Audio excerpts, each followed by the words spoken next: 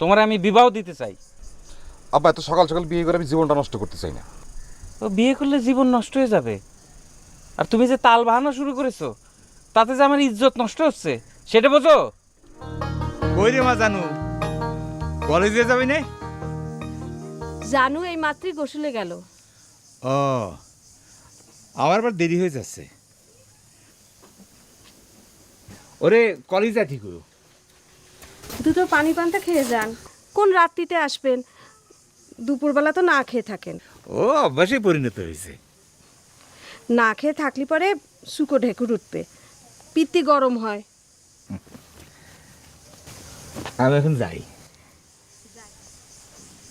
যাই না, আসি। কি হাসমত, কিরাম আছো? যে আপনাকে তো ভালোই আছি। ভালো ভালো। আরতে যাচ্ছ? যে তা আমাকে নতুন ভাবির কি খবর? আমার খবর নেওয়া পর্যন্তই থাক, আবার বাড়ি পর্যন্ত কে?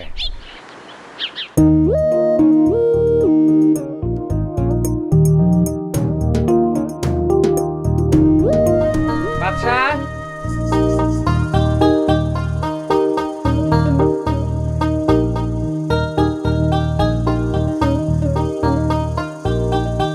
কোথায় যাচ্ছ বাপধন? জি আব্বা, না কোথাও না।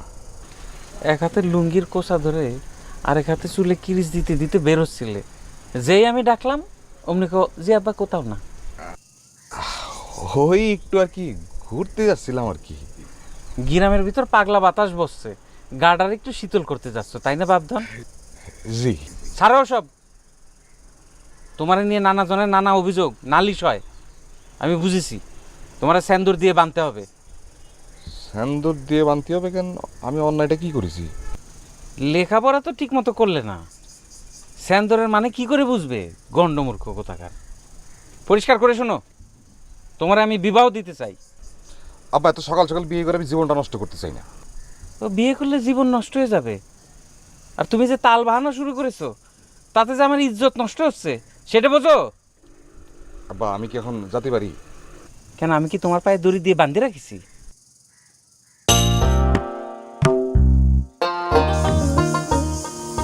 এত বড় বাড়ি, খুব একা একা লাগতো। সারাদিন ঘরের মধ্যে ঝিম মেরে বসে থাকতাম। এমন সময় করম চাচা তোমার সঙ্গে আব্বার বিয়ের প্রস্তাব নিয়ে আসলো। আব্বা হ্যাঁ না বলার আগে আমি না করে দিয়েছিলাম। কেন? বুড়া বয়সে মানুষের বিয়ে করা লাগবে কেন?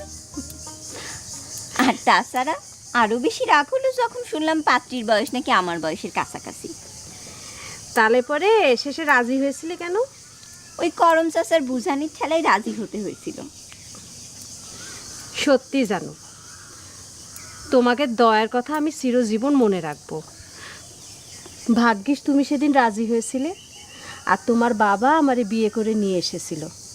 নালে পরে আমার মতো দরিদ্র মেয়ে কবে কোথায় কচুরি পানার মতো ভেসে যেত কে জানে। আমাকে মাফ করে দাও ছোট মা। কিসের জন্যে মাফ?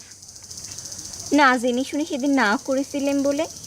মানুষের কাছে না আসলে কি আর মানুষকে চেনা যায়? ঠিকই তো করেছিলে। কোন মেয়ে তার নিজের সমান বয়সী মেয়ের সাথে বাপেরে বিয়ে দিতে চায় বলো?